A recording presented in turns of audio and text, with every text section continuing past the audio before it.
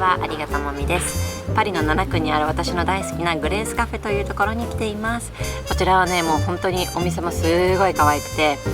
地元の方に愛されているカフェなんですけれども、特にこちらのチーズケーキとスコーンが本当に美味しいので、皆様ぜひパリにいらした際には訪れてみてください。今回のビデオなんですけれども、今回は私のフランスでの妊娠出産についてのビデオを撮っていきたいと思います。というのも今年の2月に出産をしたんですけれども、その際にフランスでの妊娠に出産についての質問をたくさんフォロワーさんからいただくことが多かったんですね。でやっぱりちょっとインスタだと詳しいこととかも全然話せないので長くなってしまいますしね、今回ビデオにしてまとめてみようと思いました。で私もねフランスでの妊娠出産特に出産前まではね心配なことがたくさん多くて、やっぱり1人目のね出産のウィザンだったので結構不安なことが多かったんですね。なのでこれからフランスで妊娠出産を、迎える方々の少しでもお役に立てたらいいなと思って今回このビデオを作ってみたいと思います。ということで今回はインスタグラムで皆様から質問をいただいたので、そちらの質問に今から答えていきたいと思います。まず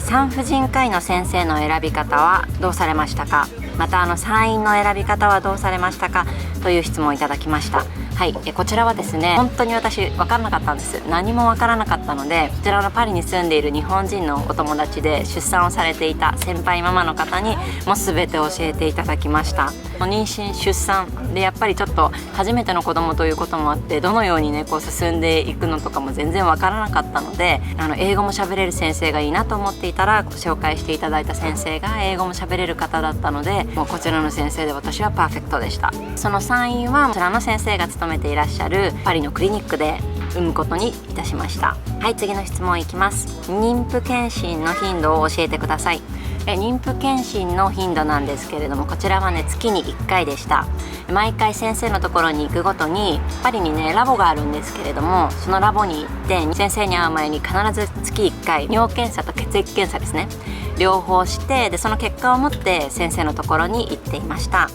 次の質問いきます。出生前診断はされましたか。はい、こちらはしました。結構早い段階でしたんですけれども、もう妊娠多分ね2ヶ月ぐらいとか結構早い段階で検査をしに行ってくださいって先生に言われたので検査をしに行きました。次の質問いきます。臨月の過ごし方はどうされましたかという質問をいただきました。もうね臨月ね本当に最近のことなんですけれども結構忘れてしまったんですが、臨月の時はもう結構私はね体重が増えてしまったっていうこともあって体がとにかく重かったし、もう何をするにも階段上がるだけでもこう息が切れてしまったりとか結構していたんですね。なのでもう結構ね今思い返すと家にずっといましたね。もうずっと家にいました。これはね忘れていたんですけれども、産院に必要なバッグと赤ちゃんのお洋服の水通しとか、結構もう赤ちゃんが生まれてきてもいいような準備を急いでしていた記憶があります。もうね私の場合は1ヶ月前に娘が生まれてきてしまったので本当にギリギリで終わったんですね。でも皆さんは臨月になるもっと前にぜひ用意をしてください。はい、次立ち会い出産についてと入院してからのスケジュールについて教えてくださいということで、こちらはですね一番最初からお話しするのが多分分かりやすいと思うので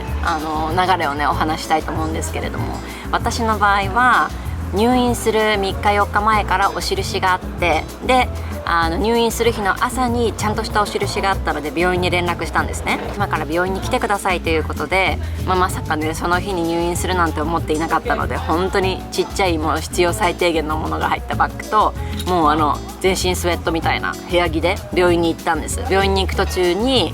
先生にね連絡しなきゃって思って、で先生に急いでメールして今から病院に行きますお印がありましたって連絡したら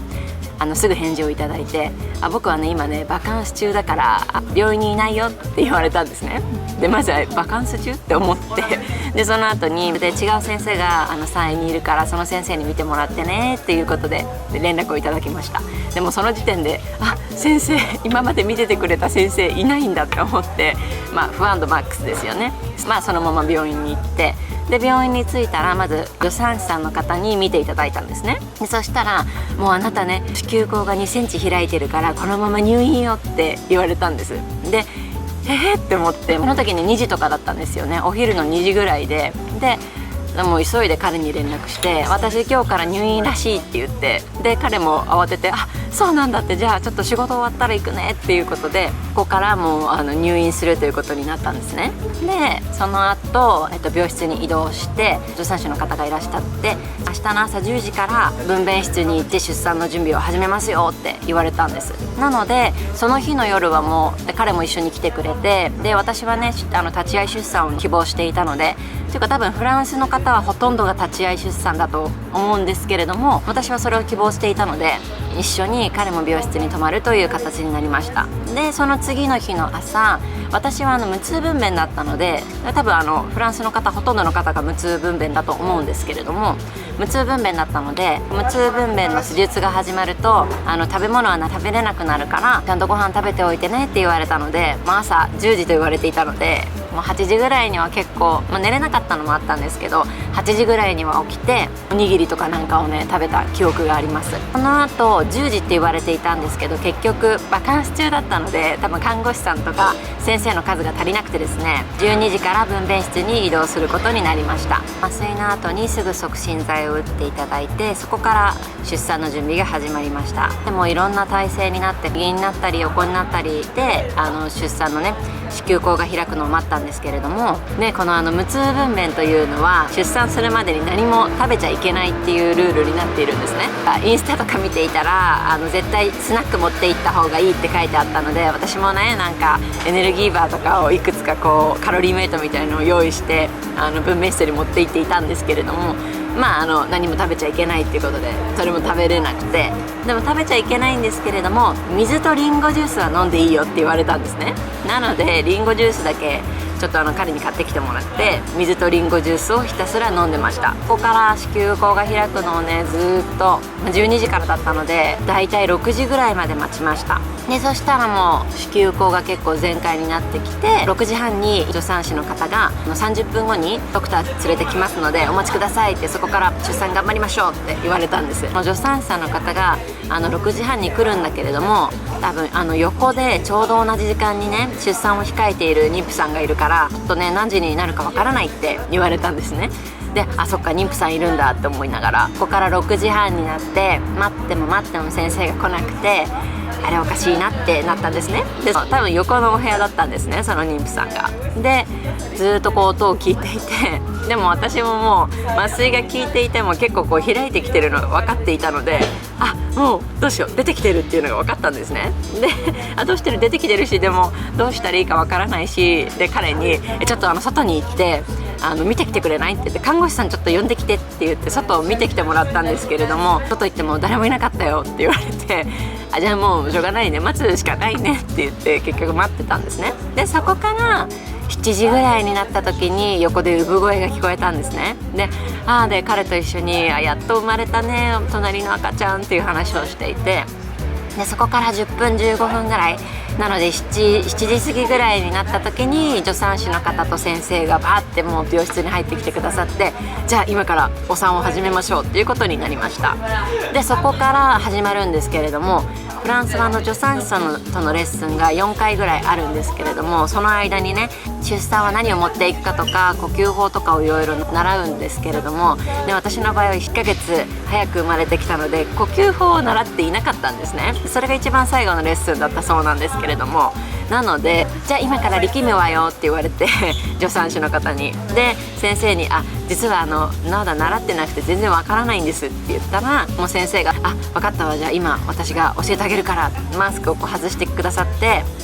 こうやってやるのよって言って一からね手取り足取り教えてくれたんですけれども、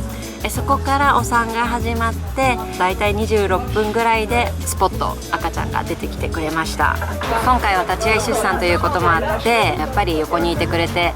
ね、やっぱり赤ちゃんが生まれた時って何とも言えない感動で、もうとてもものすごくね感動してしまって、でその感動をね彼が横にいてくれたので一緒に感動を味わうことができてよかったなって思いました。その後は赤ちゃんの体重を測ったりとかいろいろ準備が終わるのを待って、個室に戻ったのが9時半とか10時で、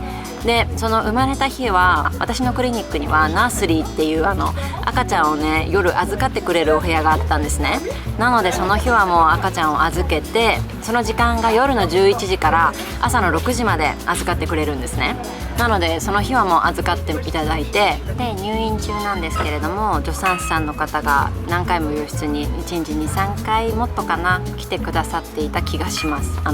体調は大丈夫かっていうのと、で痛みはないですかって、痛みがあったら薬を飲んだ方がいいからって言って、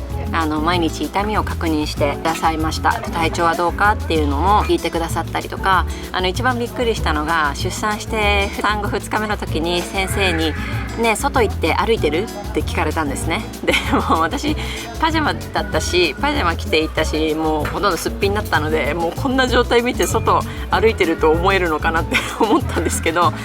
先生私歩いてないですって言ったら、もうどんどん歩いてって、どんどん歩いた方が回復も早いから歩くのがおすすめよって言われて